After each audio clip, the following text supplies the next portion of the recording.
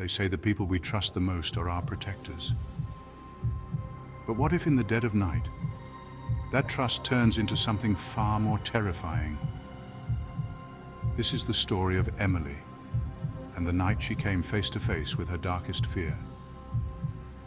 Emily, wake up, they're here. Emily, whispering, still groggy and disoriented. Mom, what? What's going on? Shh, don't speak. They're in the house, we have to hide. The room is pitch black. The only sound, Emily's shallow breathing as she stirs awake, feeling a heavy chill in the air. She opens her eyes and there, inches away, is her mother, crouched by the side of her bed, a finger pressed to her lips. Emily's eyes snap open, confusion and fear flooding her face. Her mother's expression is urgent, intense. Emily's mother pulls her out of bed and they move swiftly to the closet. Emily doesn't understand, but her mother's grip is so strong and cold that she can't resist.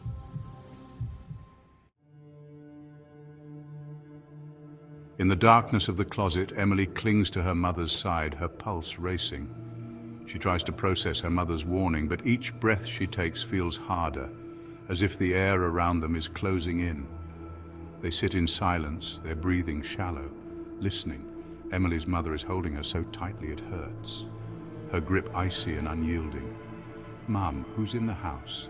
Her mother whispering back, her voice hollow and barely audible. They've been searching for us. For years. Stay silent or they'll find us. Emily's eyes widen, her skin prickling with fear, but as she tries to understand, a faint noise reaches her ears. Footsteps in the hallway outside, slow and deliberate.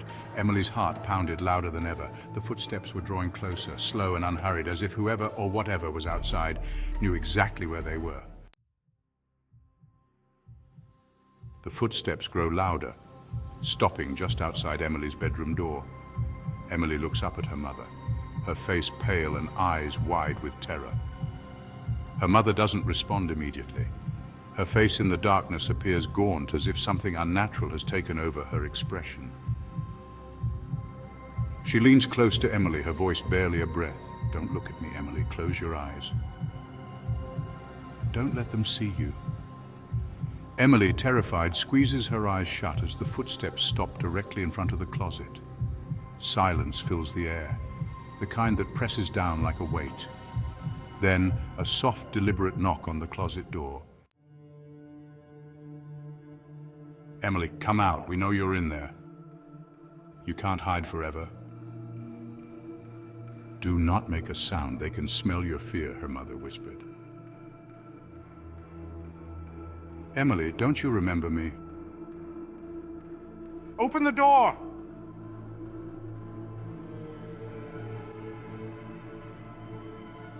Emily's breath caught in her throat. She looked at her mother, but something about her felt wrong, like she was staring at a ghost. Mom, why are your hands so cold? If they find me, they'll take me again. But if they take me, you must run. Emily's stomach drops, a chill crawling over her skin. She tries to pull away, but her mother's grip tightens and her face contorts into something monstrous.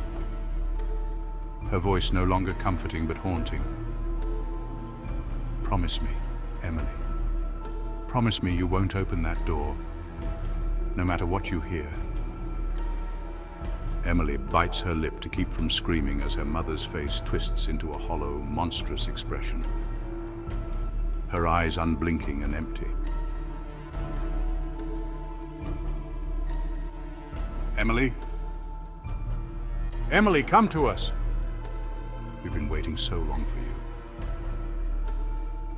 The knocking outside turns into pounding, the voice growing louder, now overlapping with several voices, chanting Emily's name in her mother's tone, her own voice, and something deep and monstrous.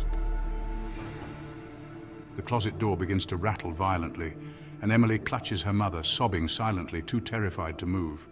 Don't let them in, Emily, don't let them in. Emily was trapped, frozen in fear. As the voices outside grew louder, a chorus of terror and rage demanding entry. She didn't know which was worse, the horror beyond the door, or the twisted, ghostly figure clutching her hand inside. With a final, deafening crash, the closet door flies open. Emily screams, shielding her eyes, but when she opens them, she's alone. The closet is empty, the house silent, and her mother is gone. Emily never saw her mother again. But each night at exactly 3 a.m. she hears that same whisper from the closet, calling her name, reminding her of the night she was left alone with something unspeakable. Emily, oh my sweet dear Emily, come to me. Sometimes the whispers in the dark aren't who you think they are. If you were in Emily's place, would you have opened the door or stayed hidden? Comment below with what you would do. And if you enjoyed this terrifying tale, make sure to like and subscribe to 0 Hour Files so you don't miss the next twist in the story.